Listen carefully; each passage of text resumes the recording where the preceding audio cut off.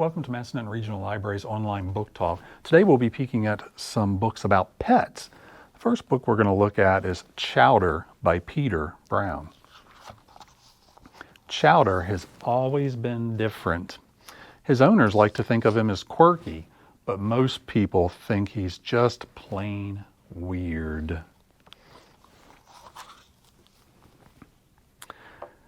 Peter Brown chronicles the life of a unique bulldog named Chowder in his quest to make friends.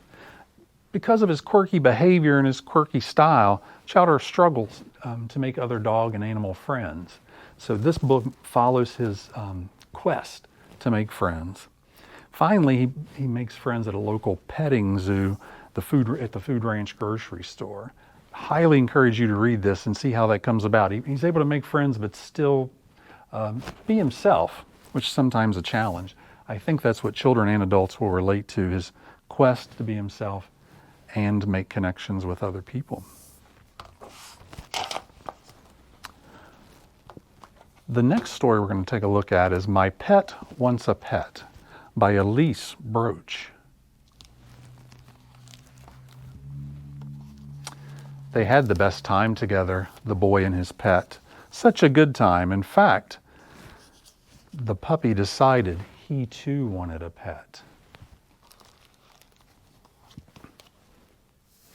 So this is the story of a little boy who wants a pet. Finally, after much begging and asking, his mother allows him to have a pet. But his pet has such a good time being a pet that his pet wants a pet. So this is a building book. Each time his pet gets a pet, that pet wants a pet of a pet of a pet. Finally, the mother gets fed up to here with all the pets. She decides to take a stand. So will the little boy be able to keep all his pets and all his pets keep their pets? You need to read and find out. I don't know. I think adults and children can relate to this book. It kind of shows this compounding interest that love and caring and compassion for other creatures has. Check it out. Very worthwhile. The third book we're going to take a peek at is Gilberts Goldfish Wants a Pet by DiPucchio. Illustrations by Bob Shea. A magnificent stone castle, a treasure chest full of gold, a feast of tasty flakes that fell from the sky just in time for breakfast each day. But the one thing Gilbert did not have was the very thing that he most desperately wanted, a pet. Gilbert Goldfish, he dreams about pets, small pets, large pets, furry pets, pets. One day Gilbert wakes up and he hears a dog barking all around his fishbowl. Will this be Gilbert's pet? Maybe, maybe not.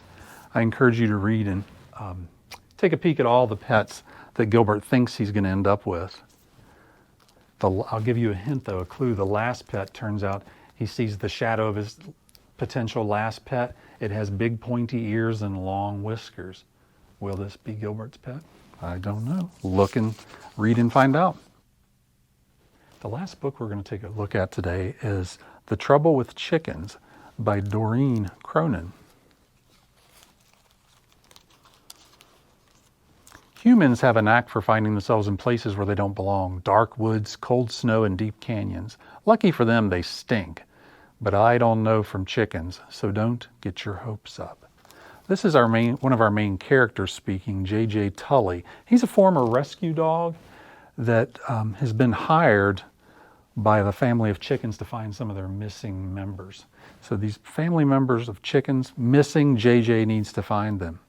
Eventually, J.J. figures out that these missing chickens are inside with Vince the funnel. He's the indoor dog who wears one of those big plastic funnels because of his ear infection.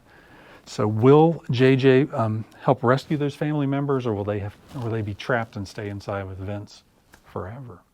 I would have you read to find out. This is a great book for early readers that are just beginning in those chapter books. The chapters are short, they're concise.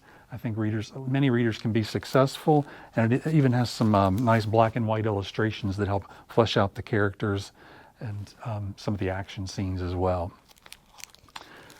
Good for those children who like mysteries. It even has a nice Sam Spade 1940s sort of declarative, blunt conversations among the characters. So if you're a beginning reader, beginning chapter book reader likes mysteries, give it a peek.